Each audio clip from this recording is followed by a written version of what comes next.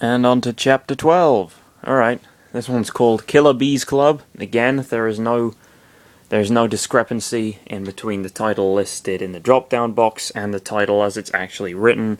That's good, less confusing. Okay, author's note. From all Zelda games, Wind Waker seems to be the one that has more emotion and comedy. All moments with Toon Link are just priceless for me to see. I'm pretty sure that's the whole game, so glad to hear it. It sounds like a riot. I encourage people to read and review. Now, this one's a winky face again, a winky smiley face, but it... oh, for fuck's sake. But it only has a closed parenthesis this time. It's, you know, he's not quite as joyful as he was last time, but he's still, you know, he's still feeling pretty cheeky at least. Chapter 12, Killer Bees Club. Windfall Island, below the jail. Ever since the sudden attack by the bird that kidnapped Errol... oh, okay, it was also... okay, there was a bird that kidnapped Errol, apparently. Good to know. It was hard to tell what happened next for Link, Chris, and Lucario. How the fuck did they survive? Didn't they just get, like, thrown a fucking kilometer into the ocean? I mean, you know... that would kill you. I don't care how fucking strong they are. You know? Unless they got really lucky, or they just kind of flying pretty close to the water or something. I don't know. What do I know? Little. Ever since the sudden attack by the bird that kidnapped Errol, it was hard to tell what happened next for Link, Chris, and Lucario. Grumbling to himself, Link began to wake up from his sleep. "Where are we?" Link said, finding himself with an unconscious Chris and Lucario. Ellipsis. His eyes looked a bit sore. Link extended his arms to yawn before he looked around. Once he did so, he found out that they were in a small cave, and on board a red boat with a lion's head.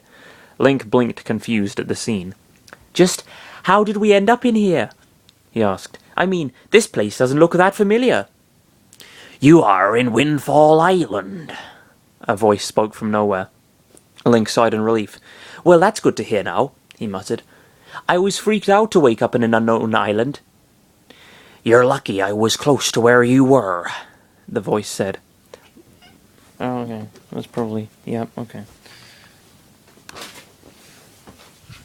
Yeah, see you around. Okay, almost fell over then. Okay, can I stroke you, or are you gonna kill me again? Alright. Good riddance!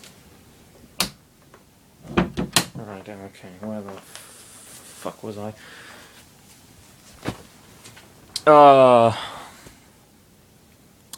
Link chuckled heartily.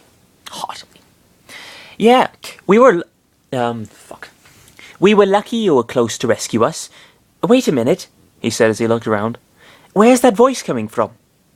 "You mean to tell me that you do not see who I am?" Link crossed his arms.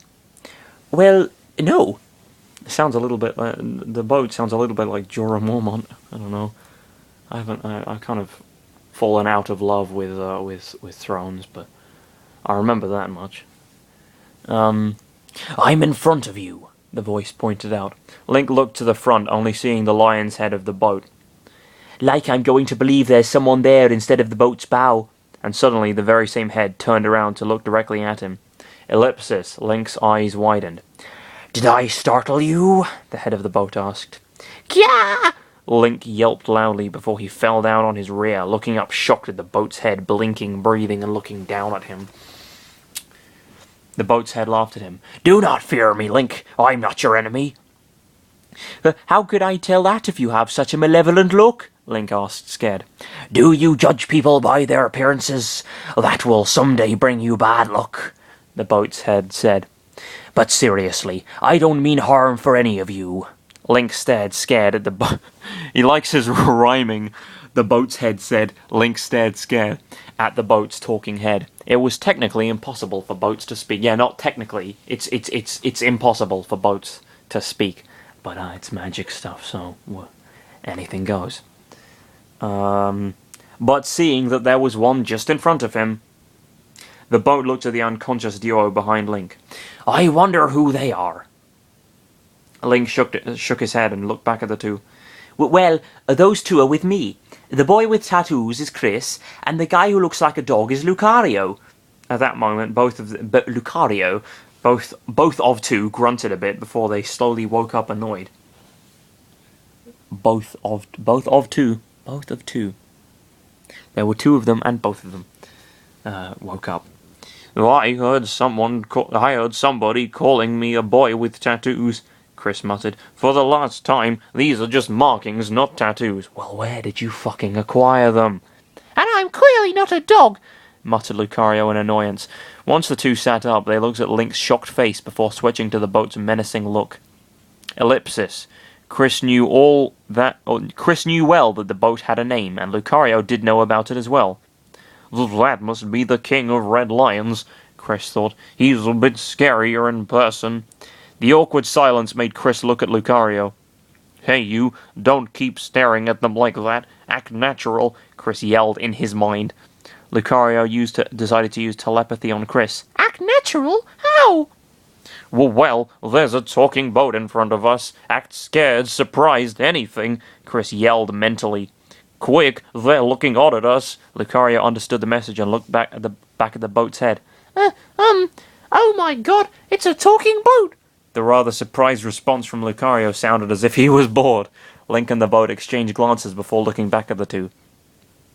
The Aura apprentice looked annoyed at Lucario. Nice acting, Lucario, he muttered before looking at the boat's head. Oh god, is that boat's head talking to us? He asked, shaking a bit in fear. Lucario looked at Chris. But I don't want to look that ridiculous. Did you just call me ridiculous? I meant the way you're doing it. Be glad I'm not going to pull your appendages now, Lucario. Oh boy. Yeah, no, I don't know. I'm glad you're not going to do that. I can't speak for your canine friend, but let's just leave it there. It's not that funny. The Aura Pokemon saw this as a sign to shut up. The boat shook his head, as I should have done, seeing as it is a sign to shut up. I can't speak. The boat shook his head. That was awkward. That was awkward, he remarked before looking at the trio. It's a pleasure to meet all of you. My name is the King of Red Lions. Loins, the King of Red Lions. The King of Red Lions? Link said. The King of Red Lions nodded. There's got to be some kind of abbreviation for that. This is going to get very tiring after a while. It's just a nickname. I'm not a King of Red Lions. Seriously, who has ever seen a red lion in his life? The trio shifted their eyes between each other. The King of Red Lions shook his head. Wait, that is not important. What matters now is the responsibility you have, Link. What responsibility is that? Link asked. The responsibility of saving the Great Sea, of course. Ellipsis. Link looked at the duo. Guys, this talking boat is starting to make no sense now. The boat grumbled. Link, you need to listen to me right now. Link turned to him. How do you know my name anyway? I have heard of you. Prove it. I'd like to tell you, but I'm afraid that this is going to wait for the time being. Time? I can't get the I sound right. What? You're just trying to hide the fact you don't have a reason to know my name, Link complained. If I were to tell you that the stone that Tetra gave you allowed me to know about you, you wouldn't believe me right now.